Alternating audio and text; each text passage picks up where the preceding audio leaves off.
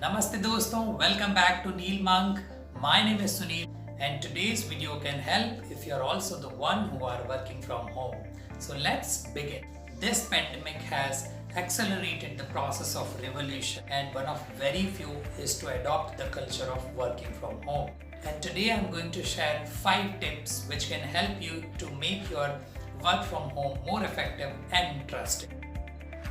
Create your personal workspace. Why? Because if you merge your personal space with your workspace, can reduce your productivity because you will not be able to focus on your professional work.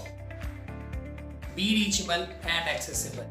If you are reachable and accessible to your managers or supervisors, it can help you to create good perception about you that you are taking your work from home seriously.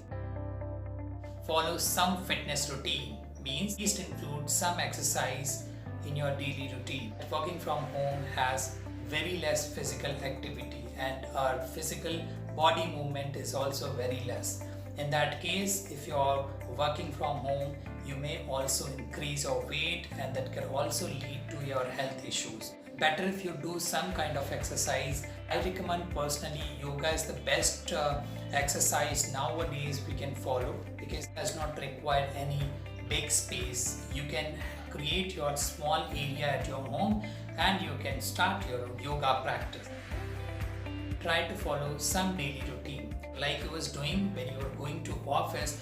The same way you should have your routine when you are working from home. If you will not have your proper routine while you are working from home, that may end with less productivity and you also may not be able to complete your personal and professional tasks. So in that case, you can also make your list of activities which you wanted to do for your personal work and all the list of activities which you wanted to do for your professional work.